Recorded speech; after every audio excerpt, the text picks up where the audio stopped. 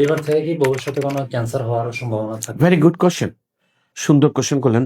আপনি বলতে চাচ্ছেন যে ফ্যাটি লিভার থেকে কোনো ক্যান্সার হতে পারে কিনা, কোশ্চেন এটাই তো আপনার মনে হয় আপনার কোশ্চেন ছিল। দেখেন যে একটা লোক যখন যায় একটা ডাক্তারের কাছে, একটা সিরোসিস অফ লিভার, আপনি এই কথাটার মানে বুঝবেন কিনা I mean don't know, but cirrhosis of liver মানে লিভার অনেক ড্যামেজ হয়ে গেছে, ফাইব্রোসিস হয়ে গেছে। তখন ডাক্তাররা প্রশ্ন করে দিয়ে আপনি কি অ্যালকোহলিক হিস্ট্রি আছে কিনা, but that is the vague question.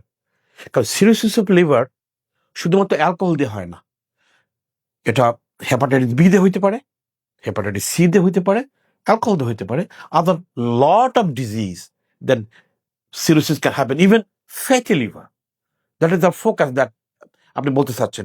Fatty liver থেকে সিরোসিস অফ লিভার হতে পারে, বাট যে কোনোভাবেই হোক ওটা যদি সিরোসিস অফ লিভারে যায়, সিরোসিস লিভার থেকে ক্যান্সার হতে পারে।